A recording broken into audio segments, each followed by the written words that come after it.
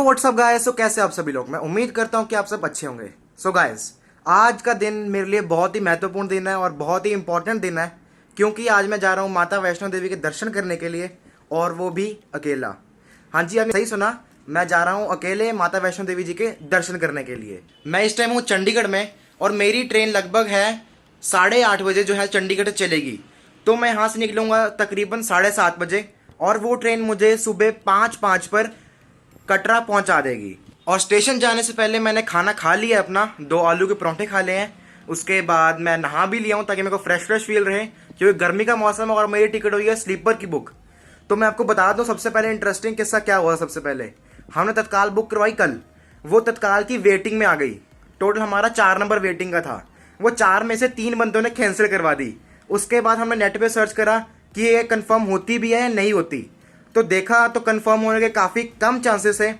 पर फिर भी आज जब हमने सुबह देखा लगभग 10:30 या 11 बजे, तो वो कंफर्म होकर स्लीपर में ही आ गई थी। मैंने कहा माता रानी का शुक्र है कि हम स्लीपर में जाना पड़ेगा, जनरल के धक्के नहीं खाने पड़ेंगे, क्योंकि हमारे को जनरल का एक बार का भी एक्सपीरियंस नहीं है। और इस बार मैं अकेला जा रहा हूँ, तो मेरे लिए भी बहुत डिफिकल्ट टास्क है कि कैसे पूरा मैनेज करना है, कैसे प्लान करना है, और कहाँ कहाँ जाना है और कैसे कैसे जाना है। सबसे मेन बात तो यही है कि कैसे माता रानी के दर्शन करने हैं।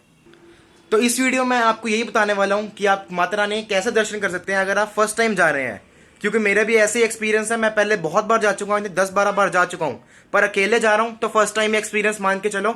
और ये वीडियो मैं बना रहा हूँ ताकि जो फर्स्ट टाइमर्स हैं उनके लिए भी अच्छा रहे और इन्फॉर्मेशन उनको मिलेगी कि कैसे हम जा सकते हैं और कहाँ कहाँ जाकर आप माता रानी का आशीर्वाद प्राप्त कर सकते हैं। तो चलिए मिलते हैं स्टेशन पे। सो गाइस, अभी हम पहुंच चुके हैं चंडीगढ़ रेलवे स्टेशन और अभी टाइम हुआ है 7:45 और मेरी ट्रेन लगने वाली है। वो कालका चल चुकी थी 7:20 पे और लगने वाली ट्रेन। तो मैं जाता हूँ प्लेटफॉर्म पर और देखता हूँ कैसे सीट मिली है मेरे को, कैसी नहीं मिली। चलिए चलते हैं ट्रेन के अंदर। सो गाइस, अभी हमारी ट्रेन आ चुकी है और अभी हम जाएंगे ट्रेन के अंदर, तो दिखाते हैं वो ट्रेन के अंदर का सीन। प्लेटफॉर्म पर पहुँचने के बाद मेरी ट्रेन 15 मिनट में आ गई थी और मेरा सीट नंबर 5 था। पूरी रात ट्रेन में यात्रा करने के बाद हम सुबह 5:10 पे पहुंच चुके थे कटरा रेलवे स्टेशन पर। और ये वो जगह है जहां पर RFID कार्ड बनते हैं। और मैं आपको बता दूं, ये RFID कार्ड का सेंटर स्टेशन पर ही है। जब भी कोई ट्रेन आती है ये RFID कार्ड का काउंटर खुल जाता है, और ये रेलवे स्टेशन के ग्राउंड फ्लोर पर है। सुबह सुबह जब मैंने RFID कार्ड बनवाया था तो उस टाइम बहुत रश था, इसलिए मैं शूट नहीं कर पाया।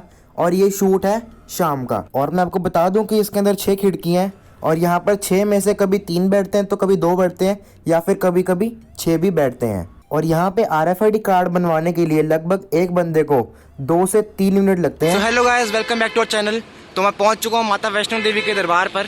दरबार नहीं, मैं अभी स्टेशन बाहर निकला हूँ और मेरे को भी कैब लेने के लिए आ रही है यहाँ पर श्रद्धालु निवास वालों की। हमने वहाँ पे पहले कल ही बुकिंग कर ली थी और हमारे को एक रूम मिल गया है और मैं अभी उनकी कैब का ही वेट कर रहा हूँ।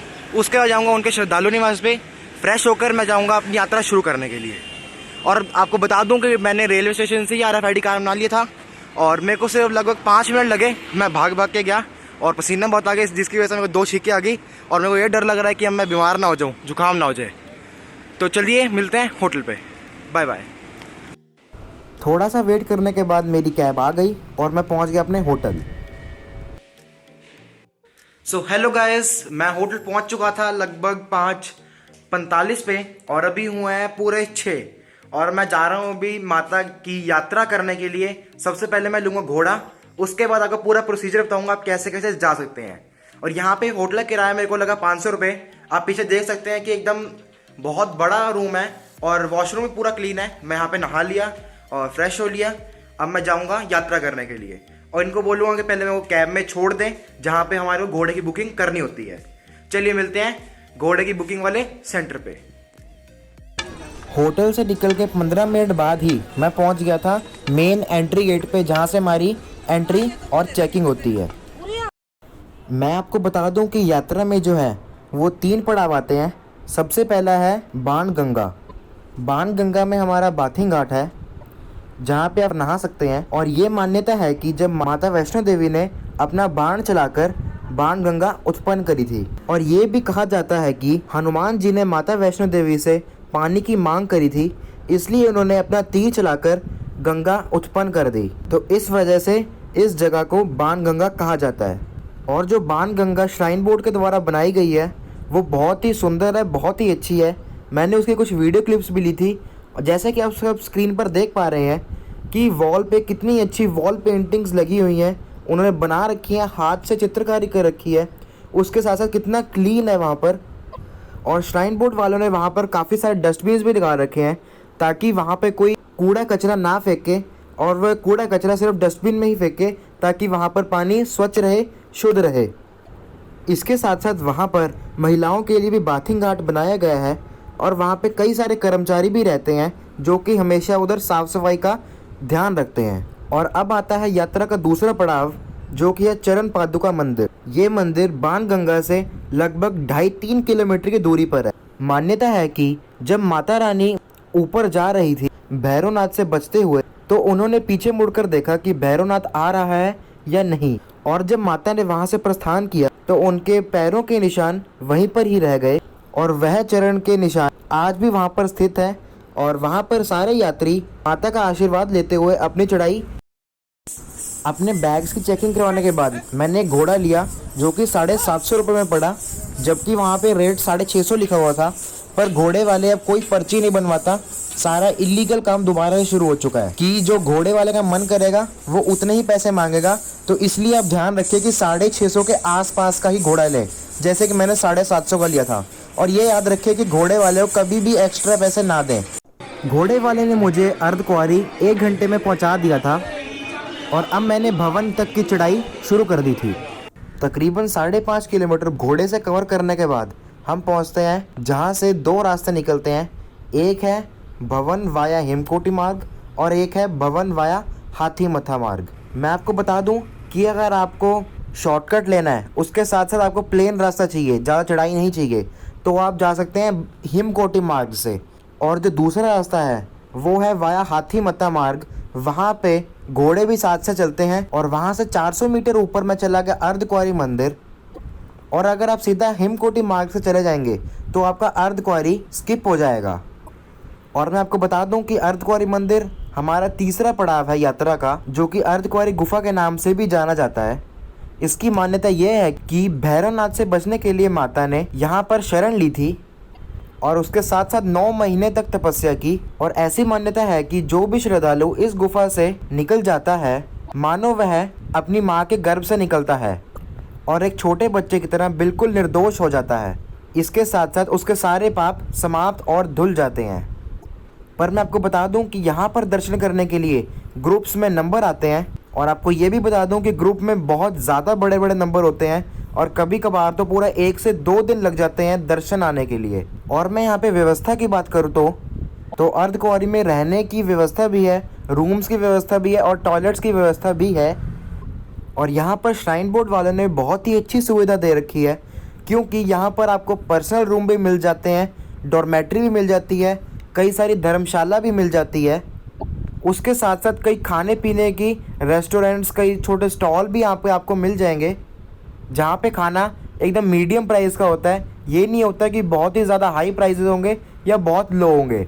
प्राइजेज हमेशा मीडियम ही रहते हैं, चाहे वो खाने के हों, चाहे डॉर्मेट्री के हों, चाहे किसी रूम के हों। और मैं आपको बता दूं कि अगर आपको अर्धकुंवारी जी के दर्शन करने हैं तो आपको अपनी पर्ची पहले ही कटवानी पड़ेगी ताकि आपका नंबर जल्दी से जल्दी आ जाए। मैं आपको प्रेफर करूंगा कि जब आप चढ़ाई कर रहे हैं, घोड़े से जा रहे हैं, तो अर्धकुंवारी में पहले अपनी पर्ची बनवा लें और उसके पहले आप ऊपर चले जाएं माता के दर्शन करने के लिए, ताकि जब आप नीचे दर्शन करके आएँ तो आपका वो नंबर काफ़ी करीब हो या फिर आपको कम टाइम लगे अर्धकुंवारी जी के गुफा में जाने के लिए। तो इस वजह से आपके चांसेस पूरे हो जाते हैं कि आप वहाँ के दर्शन, अर्धकुंवारी जी के दर्शन कर सकते हैं। और इसके बाद चौथा पड़ाव जो है वो सबसे लास्ट पड़ाव, वो है भवन, जहाँ पे माता रानी हमारे को दर्शन देती है। और मैं आपको बता दूं कि मुझे पूरी यात्रा करने में 2 घंटे 45 मिनट या फिर 3 घंटे लगे, क्योंकि सबसे पहले 1 घंटा तो मैंने घोड़े का लिया जो कि सिर्फ अर्धकुंवारी तक का था, और उसका मैंने किराया दिया 750 रुपये। मैंने घोड़े वाले को कोई एक्स्ट्रा पैसे नहीं दिए, सिर्फ 750 रुपये ही दिए। उसके बाद मैं वाया हिमकोटी मार्ग से अपनी चढ़ाई शुरू कर दी थी।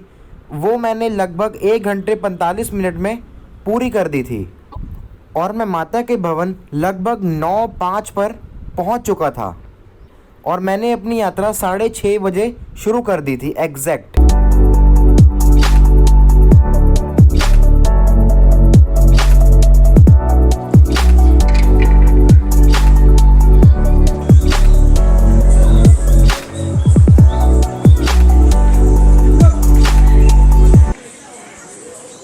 मैं पहुंच चुका था भवन और टाइम हुआ था लगभग 9। माता के दर्शन करने में मुझे लगभग 2 घंटे लगे क्योंकि वहाँ पर बहुत रश था और वीकेंड था, तो वीकेंड में रश तो होता ही होता है और वैसे भी सारे स्कूल्स की छुट्टी चल रही है तो इसीलिए भी रश था। और फिर भी मेरा 2 घंटे में नंबर लग गया था और मैं खुशनसीब हूँ कि मेरे को इतना ज़्यादा सफ़र नहीं करना पड़ा और मेरे दर्शन अच्छे से हो गए थे। माता के दर्शन करने के बाद मैं चल दिया बाबा भैरव के दर्शन करने के लिए, पर वहाँ पर ट्रॉली की लाइन, टिकट के अंदर लाइन में बहुत ज़्यादा रश था, तो इसलिए मैंने सोचा कि मैं क्यों ना पैदल चल के देखूँ और मैंने वहाँ से स्टेयर्स पकड़ी और मैं लगभग आधे पौने घंटे में भैरव बाबा के मंदिर में पहुँच गया था। ऊपर भी बहुत ज़्यादा रश था पर वहाँ तो मेरा नंबर सिर्फ 15-20 मिनट में आ गया था। बाबा भैरव के दर्शन करने के बाद मैंने वहाँ पर भोजनालय में राजमा चावल और साथ में चाय और उसके साथ साथ एक हाइड एंड सीक बिस्कुट भी खाए थे। मैं निकल पड़ा अपने नीचे की ओर और लगभग उस टाइम हुआ था 12:25 और भैरव बाबा से मेरे को पूरा एकदम कटरा आने में मेरे को सिर्फ 2.5 घंटे लगे और मैं सिर्फ पैदल चलकर आया, ना कोई मैंने घोड़ा करा ना ही कुछ करा। मैं सिर्फ पैदल आया और हल्का हल्का जहाँ पे भागना होता है वहाँ पे भागा भी और मैं लगभग 3 बजे के आसपास नीचे कटरा दर्शनीय द्वार पर पहुँच चुका था।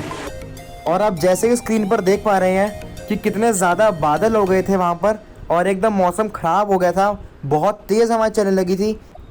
जैसे मैंने अपने होटल के लिए ऑटो पकड़ा तभी बारिश शुरू हो गई एकदम से और एकदम से ओले भी पड़ने लगे। उसके साथ साथ हवा तो बहुत तेज चल ही रही थी। उसके बाद मैं होटल पहुंचा और दोबारा से उनको बोला कि मेरे को स्टेशन छोड़ आओ। सो गाइस, अभी मैं बैठ जाऊँ गाड़ी में और हम जाएंगे स्टेशन। बारिश के साथ साथ गानों का आनंद लेते हुए हम पहुंच गए स्टेशन पर।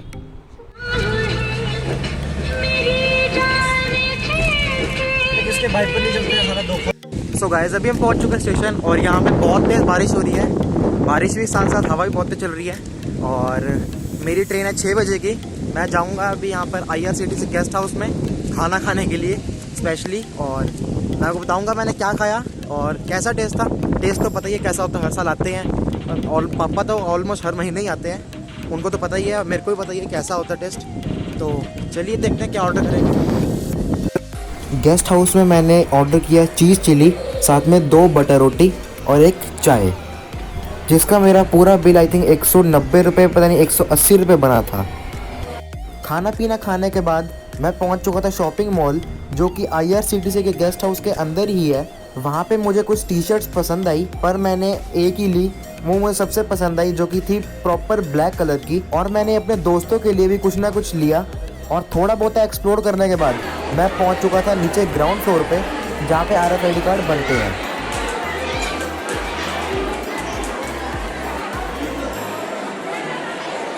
सो गाइस, मेरी ट्रेन आ चुकी है प्लेटफॉर्म नंबर 4 पे और टाइम हुआ है अभी 5:40। मैंने थोड़ी शॉपिंग करी, अपने लिए शर्ट ली और 2 गिफ्ट्स भी लिए और अभी मैं जा रहा हूँ ट्रेन में। मेरा B1 कोच है और सीट नंबर 55 है।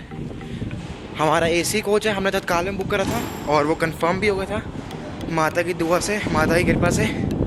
और फाइनली दर्शन करने के बाद हम जा रहे हैं वापस कालका चंडीगढ़। आप देख पा रहे होंगे पीछे ट्रेन लगी हुई है, तो हम इसी में जाने वाले हैं। अभी मैं आपको दिखाऊंगा अंदर का इंटीरियर कैसा होता है, कैसा नहीं होता।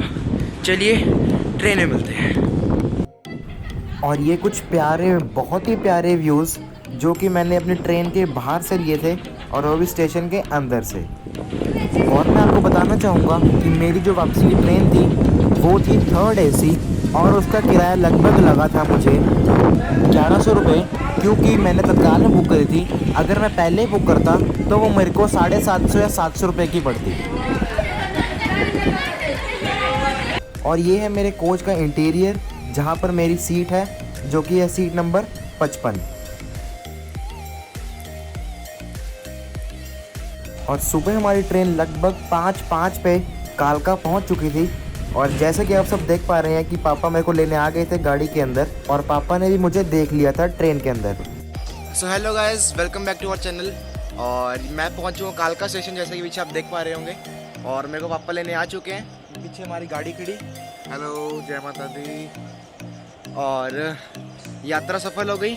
मैं पहली बार अकेला गया था और मेरे को टेंशन हो रही थी कि क्या होगा क्या नहीं होगा, पर सब कुछ फाइनली एकदम सॉर्टेड था, सही था और कुछ भी गलत नहीं हुआ।